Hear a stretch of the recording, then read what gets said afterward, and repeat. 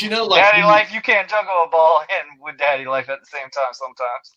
but it's like that drive when you're practicing basketball, and like I used to play in my parents' driveway. I used to Uh-huh. practice my jump shot over and over and over. Well, I had this thing I couldn't go inside unless I made three in a row. Like if I couldn't make three shots in a row, I wasn't going inside. I wasn't quitting. Mm-hmm. And that same kind of mentality, like I'm not going to quit for the day until I send three more emails. I'm not going to quit for the day until I make three more phone calls. I'm not going to quit for the day until I got one more appointment booked. I'm not going to Exactly. quit for the day until I research one more case for somebody or whatever. Like that, I'm not going to quit. It's That like a video game. Like you never put down the video game until you beat it. Like Yeah, literally, those are those things. Like, man, I'm gonna beat this level today. I'm gonna do this. Like it's a I game, remember, man. I don't play video games as much as I used to in the past, Yeah, but man, I would beat a game in like literally 2 to 3 days. Like because I was so adamant. Like, hey, this game I'm beating this week. Like this game, I got you. but you're Like there were driving certain yourself games to like like you had to play simple so numbers. long, but it's like you got to have that mentality. It's like I'm beating you today. And then obviously you won't pick it up again for another month or so because you're like, I already beat you. I'm Yeah, man, good. but like, keep going.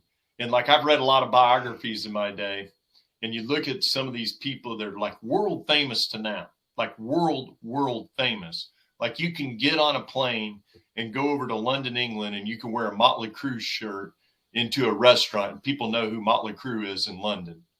They're Leave your mark. world famous. And back in the day, they used to go around Sunset Strip with a four-cylinder vehicle, and they would stand on each other's shoulders, and they would take their little flyers for their shows, and they would staple them up. And as they stapled theirs, they were stapling over other people's, and that's how Mm-hmm. they got world famous. They would also go into parking lots for famous, and they would flyer the whole parking lot with, you know, like let's say Aerosmith was playing somewhere in L.A. They would spend their money, hard-earned money, and buy 500 flyers with their next Mm-hmm. show that's going to be at the Starwood, at the next night, and they would just put flyers Flood them on on each the car. walls, flood them on everywhere. I love that. That's how I mean, that's how old school promoting standpoint is. Like that's one thing I learned in wrestling too, because man, I remember those days when we had to put flyers over help me find my dog signs and stuff like that. Like those are just you literally had to get that face out there. Luckily with social media, it makes it easier to get that flyer out faster and obviously you don't have to print out so much papers. You just send it right on Facebook, your Instagram and stuff like that now, which is cool to be updated and stuff like that in ways and that helps people perspective Absolutely. in ways, but it's just it's like how you said like you Aerosmith putting a flyer out, man. They're putting it everywhere. They're putting it on cars, everything. Like I remember when I first started, like they always told us, like if we went to a high school football game, those were the best places to promote games because I'm in our shows because Mhm. you just go put them on cars. Worst case is that they're going to do is just throw it away, but they're going to make an attempt. Now, granted, sometimes it was raining, and then obviously yeah, but most of those times people are going to notice that flyer on that car. They're either going to be interested or they're just going to fling it right out. And those are the ways that's how it keeps you going. Like you're literally having to think of a new idea to keep what can I do this week to get this going? What can I do next week to do this? Like those are just those reevaluations that help out in advance. Like you said about that first Plant novel that you seeds. wrote, is What? are you Yeah, gonna go have ahead. more continuous series writing for this novel, or is Well, just gonna be like one of those I runs? moved my not so I wrote my book. It's called Sales Warrior. It's on Amazon, Mm-hmm. and then I'm like, okay, this is like a lot of what I know about Mm-hmm. professional selling, and this can help a lot of people. Right. But then I'm like, what can help more people is something more interactive than just a book. And so Mm-hmm. I put together a master class, and my master class is a 3-day boot camp. So it's about Okay. 15 hours of instruction, inspiration, video, and audio designed to make that book come alive. Right. Because, it's kind of like, have you ever read a book and then saw the movie? Or saw the movie? Harry Potter. Do what? Harry Potter. There you go, right? So did it like... Had to get those AR points when you were in middle school, man. Yeah. Those book fairs. Did it like come alive for you, though? Like, you're like, which did you do first? You read the book, then saw the movie, or saw the movie and then read the book? Nah, I made a mistake the first time. Like, obviously the first movie, it was spot on like the book. The third movie was nothing like the book. So I went in thinking I could pass the test without reading the third novel. Absolutely not. Like, I was like stuck on these questions, and they had a time limit on it. And I almost missed it just because of the time limit going on. I'm like, this was not in the movie. This was not in the movie. And I failed the test because I didn't read the book.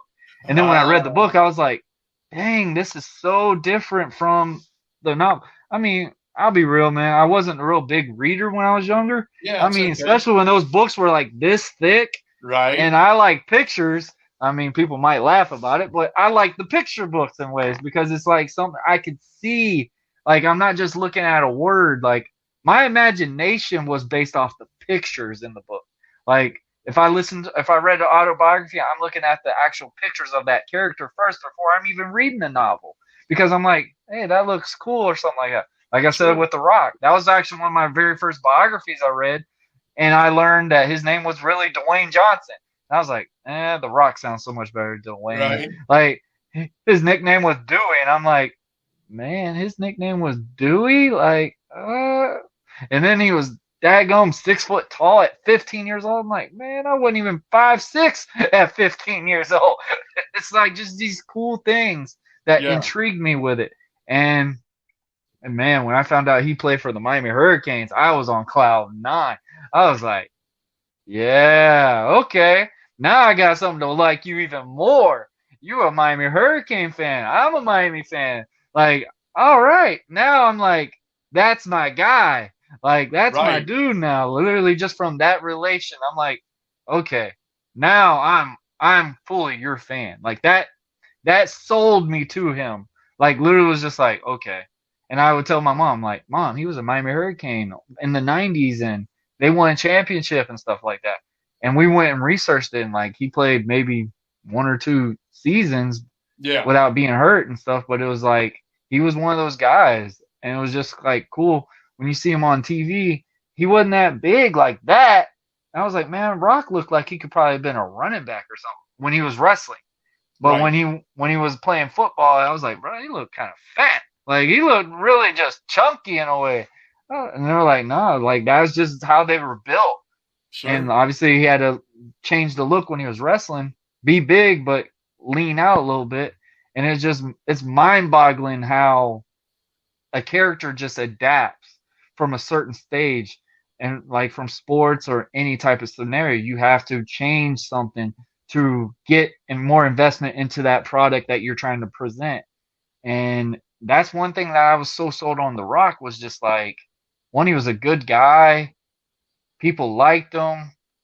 I love the third person reference that he would do in the rings.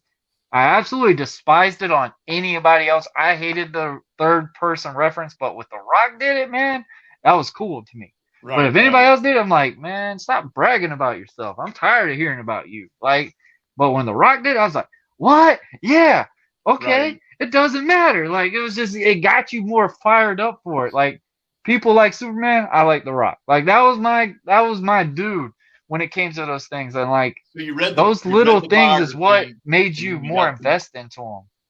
You read the biography. You read the biography, so like you know what he's all about. That was my first chapter book I ever read, was his biography.